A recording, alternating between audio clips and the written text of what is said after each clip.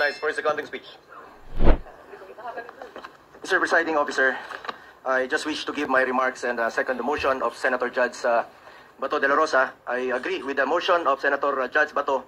Ang gusto nating kalabasan ng paglilitis na ito ay hustisya, hindi politika. Mararating lang natin ito kung masasagot ang mga katanungang na hindi nabibigyan ng linaw hanggang ngayon. Kung kaya't sana naman, pag-aralan natin ito ng mabuti. Tama na hindi dapat ito patagalin, pero hindi rin dapat ito madaliin. At the very least, pag-aralan natin ito ng mabuti. Baka naman maaari natin itong ibalik o i-remand muna natin. Tama naman po ang accountability. Huwag lang pong politikahin. May tamang proseso ang impeachment. Dapat pag-aralan natin ito ng mabuti.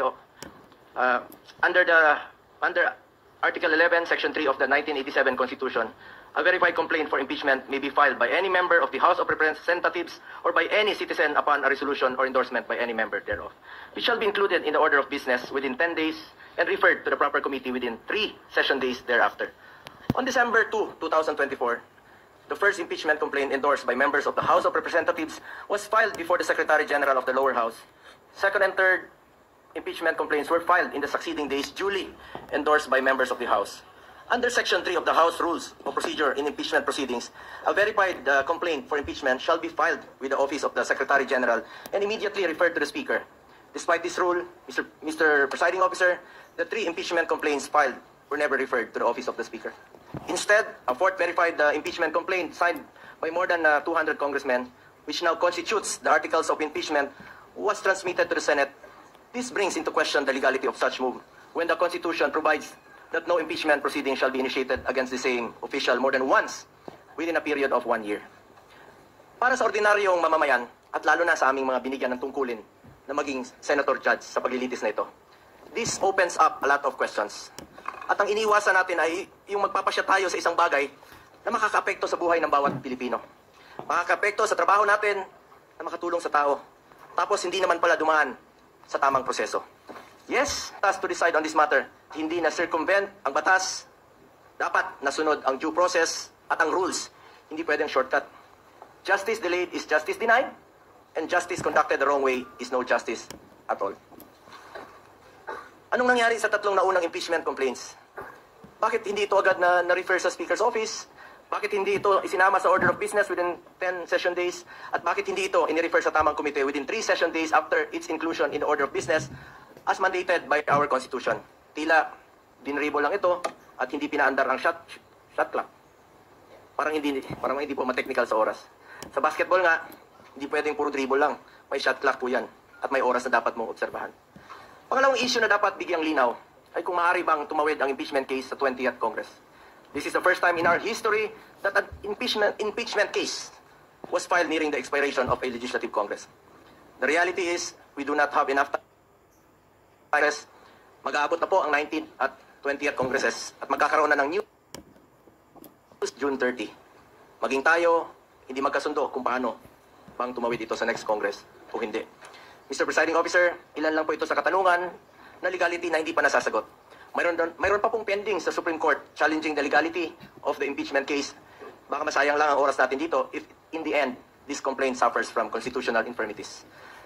Let us focus on what is important for our people that we serve. Hustisya sa tamang paraan at serbisyo na makakatulong sa mga Pilipino. Yun po ang kailangan ng taong bayan. Yun ang dapat pagtuunan ng pansin. Mr. Presiding Officer, para sa akin, mas mabuting unahin natin ang tunay nating trabaho. Ang pagseserbisyo sa taong bayan. Maraming nasasayang na oras sa isyong ito na hindi naman mapapakinabangan ng ordinaryong Pilipino. This issue has already been too divisive. Ilang buwan na po. Mag-focus sana tayo sa pangunahing mandato ng legislatura. Ang gumawa ng mga batas at magsulong sa mga programa na tunay na tutugon sa mga pangangailangan ng ating mga kababayan. Lalong-lalo na po yung mga mahirap at walang ibang malalapitan kundi ang gobyerno. Marami pa pong mga pending bills po. Hanggang ngayon na hindi pa natin natatapos with one working day na lang po. Baka hindi pa po may papasa. At ito po ay mapapakinabangan ng mga kababayan natin. Dapat yan po ang ating unahin.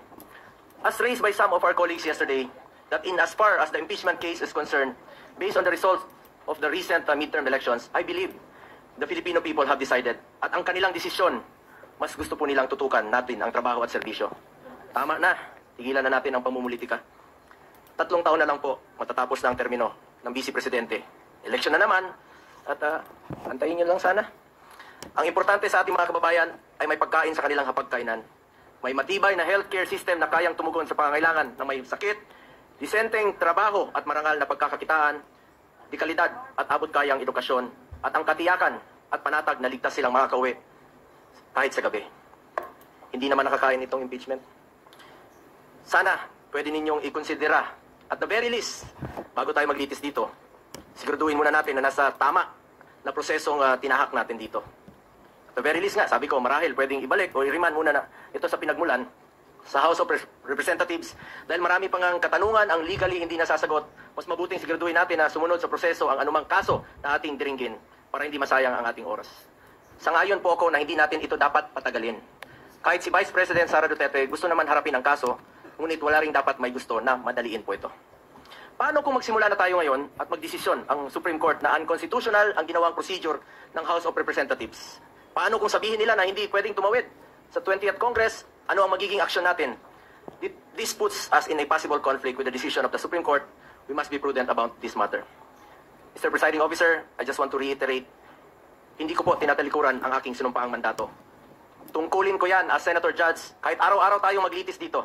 But we would also be remiss of our duty kung hindi natin siguraduhin na dumaan ito sa tamang prosesong nakasaad sa ating konstitusyon. At kilala ko po ang mga Duterte, Mr. Presiding Officer. Hindi sila tumatakas sa accountability, hindi sila tumatalikod sa hamon ng buhay. Hindi sila tumatalikod sa kanilang tungkulin. Maraming beses nang sinabi ni dating Pangulong Duterte na handa nga siyang sumagot at harapin ang mga inakusa sa kanya, pero dito po sa ating bayan, hindi sa ibang bansa. Nabanggit din po ni Vice President Sara Duterte na handa siyang harapin ang impeachment case laban sa kanya. Hindi ito issue ng pagtakas sa accountability. Ang gusto natin dito, siguraduhin na nasunod ang tamang proseso. We must respect and abide by the procedure laid out in our Constitution. Hindi pwedeng mamili lang tayo ng mga provision na ating susundin. We are all bound to the rule of law and we must follow due process. That is all, Mr. Presiding Officer.